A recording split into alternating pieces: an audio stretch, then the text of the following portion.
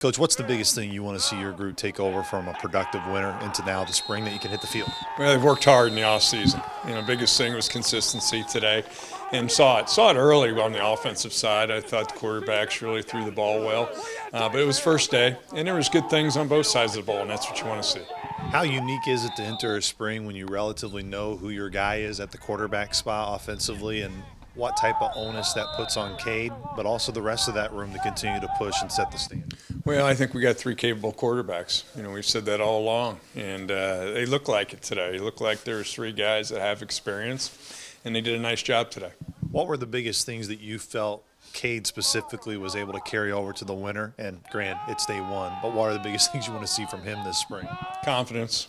He got into a rhythm today in 7-on-7. He was 9 for 9, and you could just see the confidence. And when he started going, you could just see the excitement pick up. And then the defense started to make some plays, and it kind of went back and forth. But it was a fun day.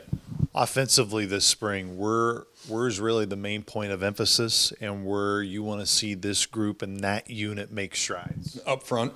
That's where it's going to start on both sides of the ball. We're experienced on the O-line and the D-line, and that's where we got to really make improvement. And we're very capable of doing that. We got a lot of guys play a lot of football, and it's going to start up front.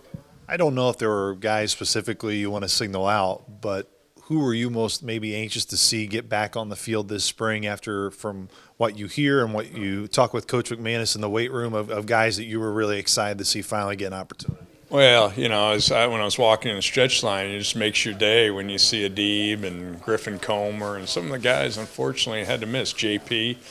But they've worked extremely hard to get back, and it just makes you, you're just happy for them. Happy to see them out there. Made my day. Good way to start practice, seeing those guys back out there.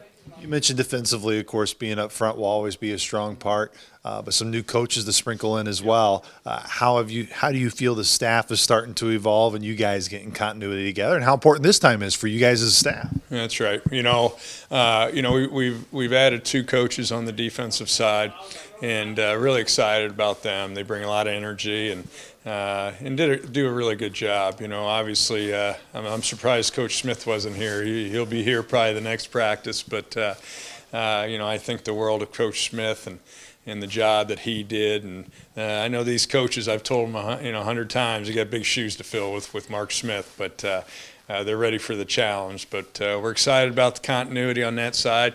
Really excited about Alex Mitchell. Alex has been in our program as a graduate assistant. He's the 5th graduate assistant we've elevated to a full-time position. Alex has been waiting his time, and we're excited for him too as he coaches the running backs. Everyone knows about kind of the 3-practice structure that you're structuring this week from Monday, Wednesday, Friday, but what else incorporates spring ball in terms of the time that you get with your guys? Well, the meeting time. You're able to really take your time. You go every other day.